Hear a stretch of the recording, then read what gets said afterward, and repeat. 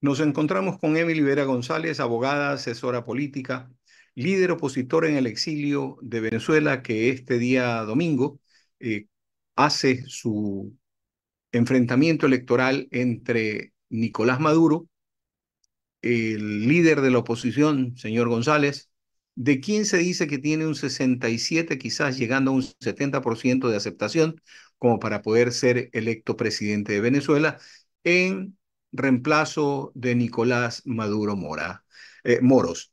Bienvenida, Emily. Muchas gracias por estar con nosotros. ¿Qué tiene usted que decirnos sobre las expectativas de las elecciones del día domingo en Venezuela?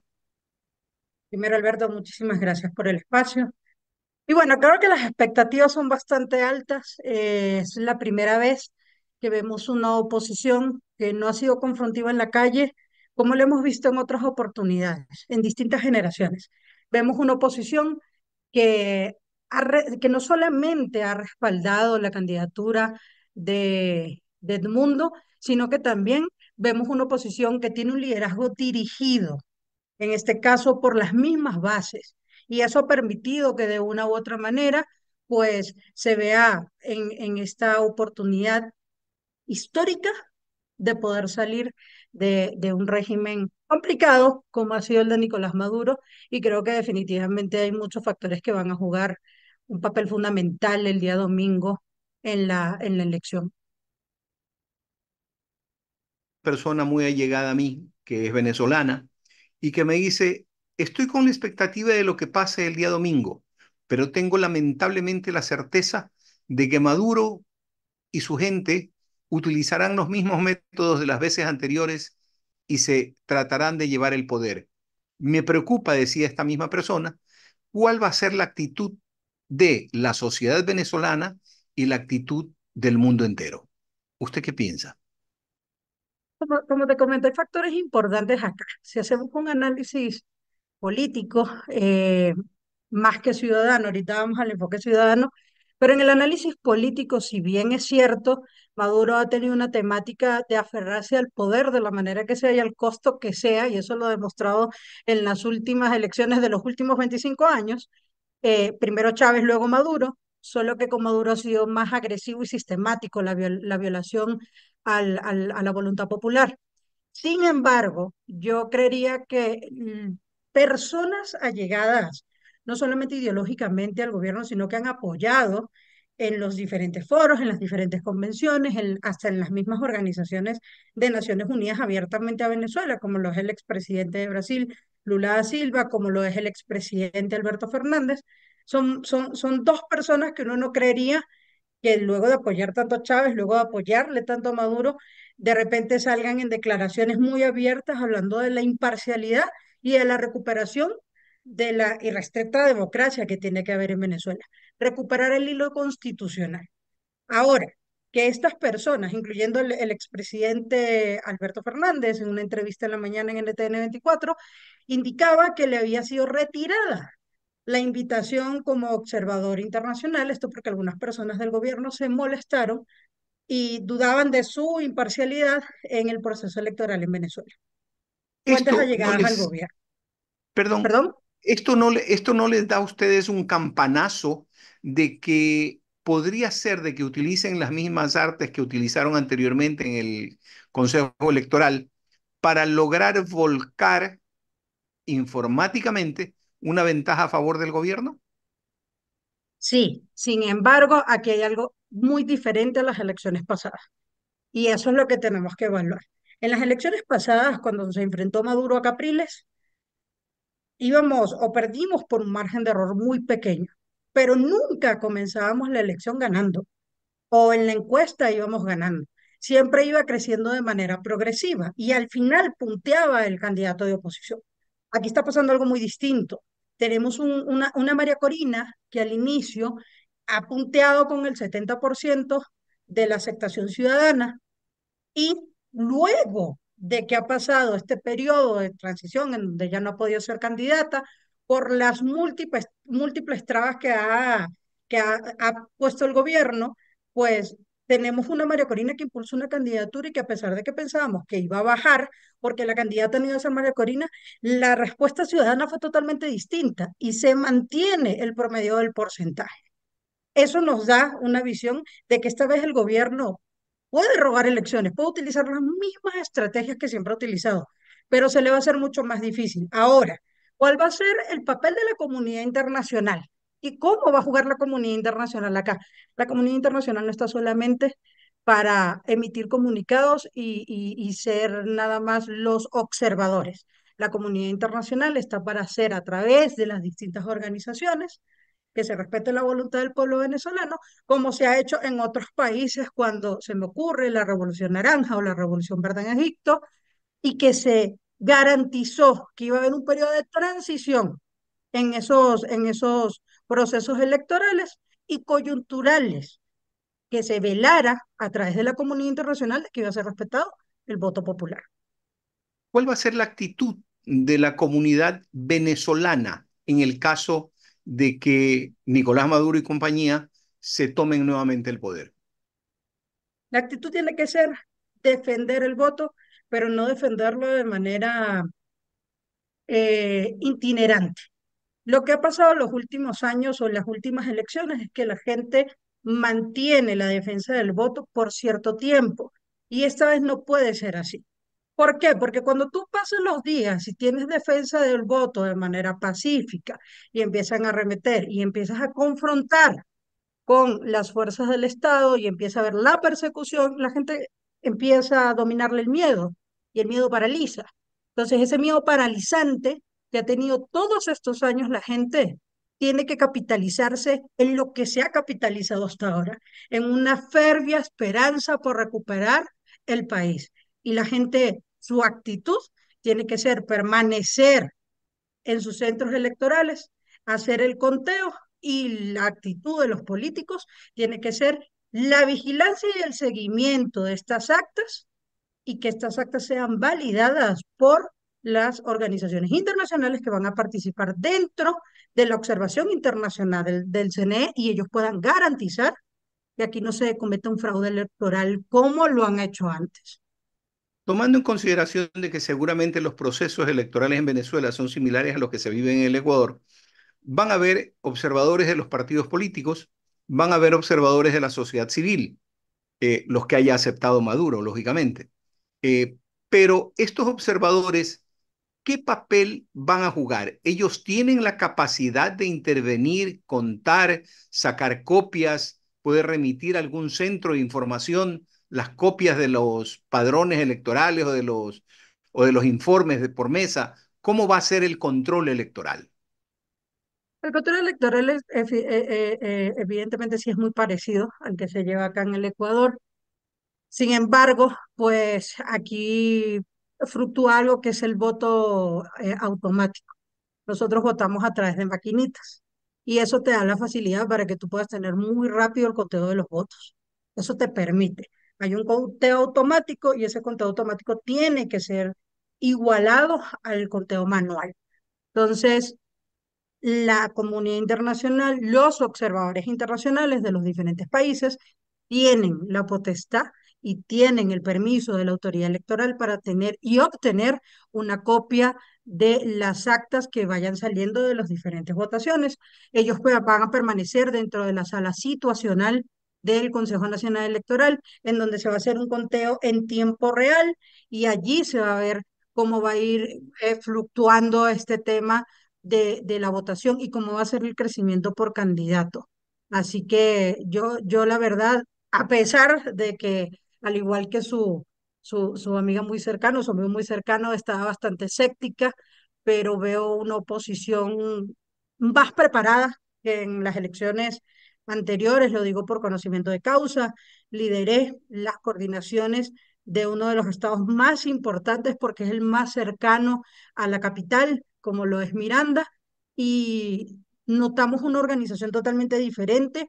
Antes la gente, no, nosotros en Venezuela tenemos el voto facultativo, entonces ahora la gente tiene toda la intención de votar. Vemos como desde la frontera del Ecuador están saliendo hacia Colombia y de Colombia muchos venezolanos están yendo a Venezuela porque van a ejercer su derecho al voto y que fueron los mismos venezolanos que se quedaron en movilidad en pausa aquí en el Ecuador y que están yendo a Venezuela a ejercer su derecho cívico de votar. Así que Vol- yo creo que esta vez la tiene bien difícil el gobierno. Volcando un poco la entrevista de la parte política general, yéndonos hacia usted. Usted forma parte de la oposición venezolana. Eh, Desde el Ecuador, ¿usted ha estado participando en el proceso electoral de Venezuela? La verdad, muy poco. Aquí el comando de María Corina tiene a sus delegados, en este caso está el señor Luis Magallanes y está la señorita Desirio Olaves, con quienes trabajo en conjunto. Yo me encargo más del tema técnico, de ver o hacer el seguimiento de lo que está pasando por estado, y eso es lo que nos permite a nosotros poder saber si las encuestas están coincidentes con lo que está saliendo en los medios de comunicación. Aquí Información muy importante la que me ha dado. Al hacer el seguimiento que usted dice que está haciendo, el seguimiento técnico de las encuestas en cada uno de los estados de Venezuela, ¿en qué estado tiene mayor fortaleza la presencia de María Corina y del señor González? mira, antes nosotros podíamos dudar y es algo sorprendente que lo hacíamos en comparativo con campañas anteriores y le pongo de ejemplo básico la de Chávez. Chávez tenía un 85% de aceptación en todos los estados, no bajaba del 80%.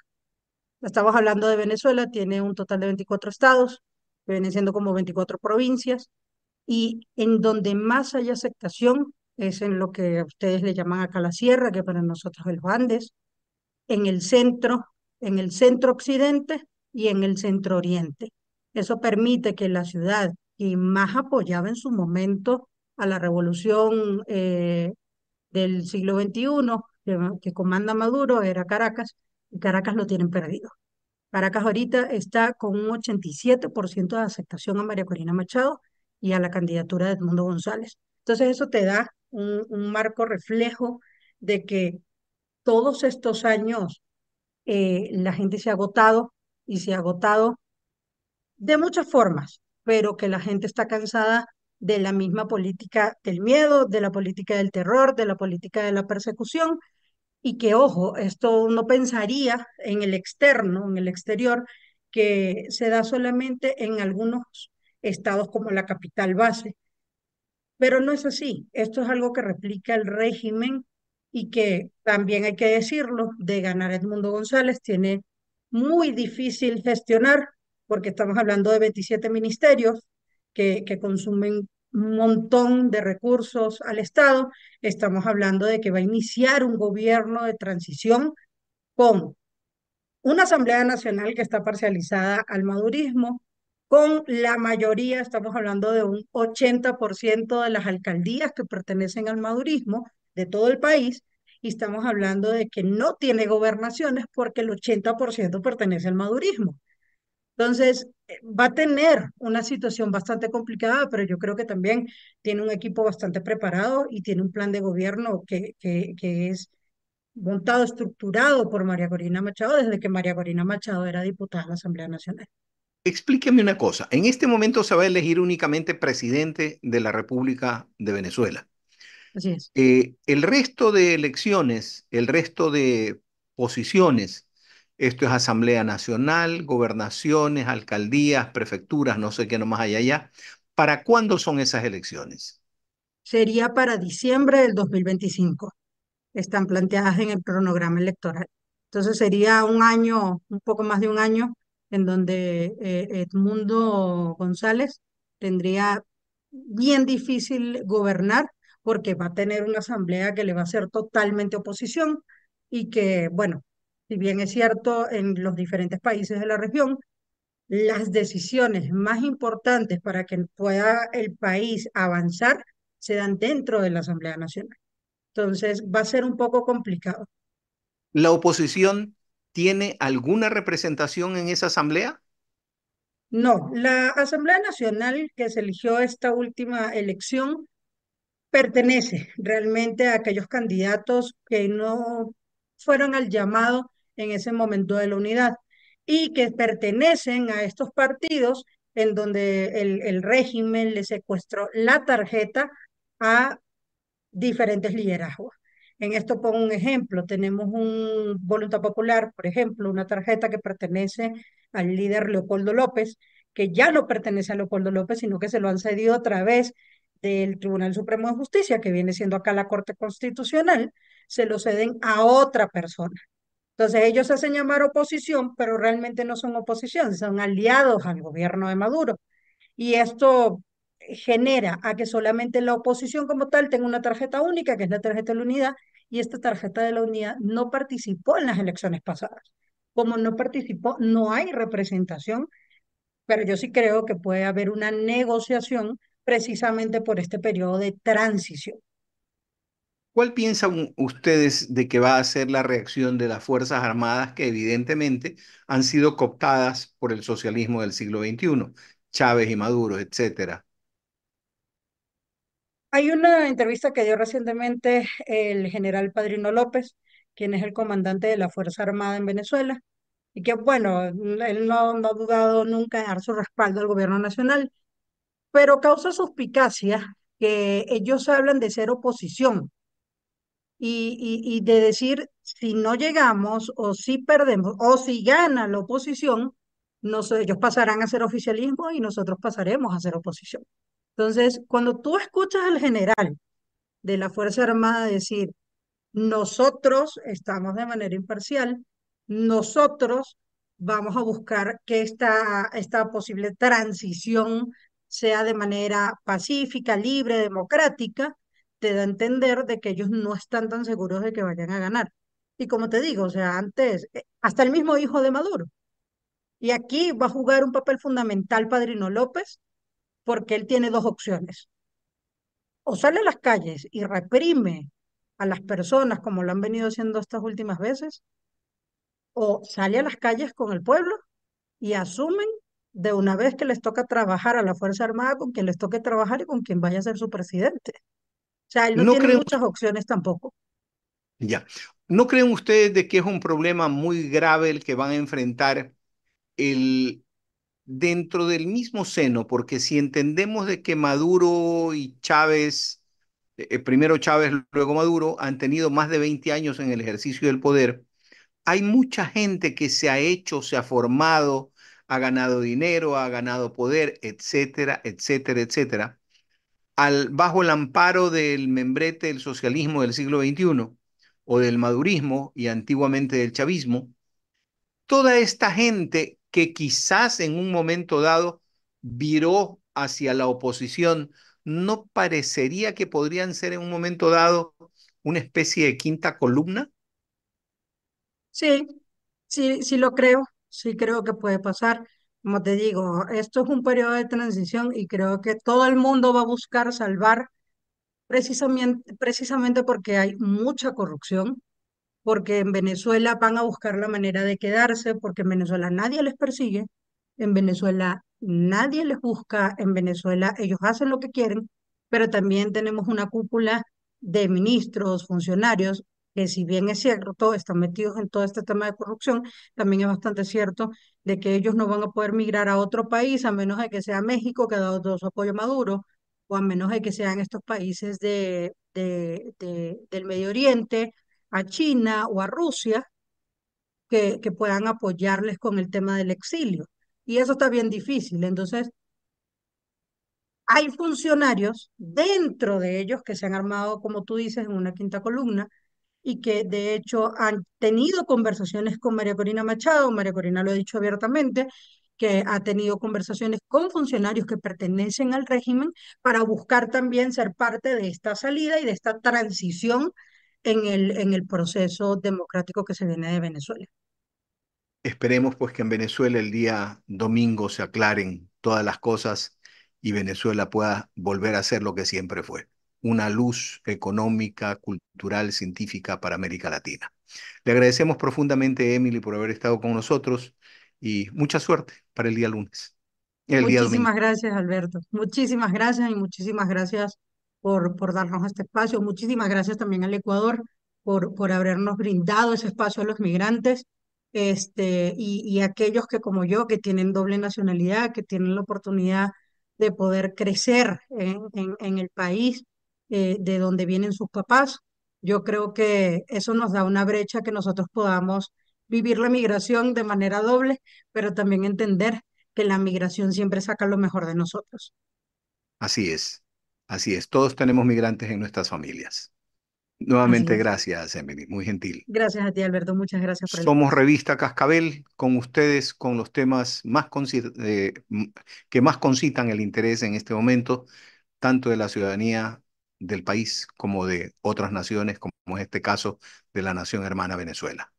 Gracias, véanos en todas nuestras redes sociales.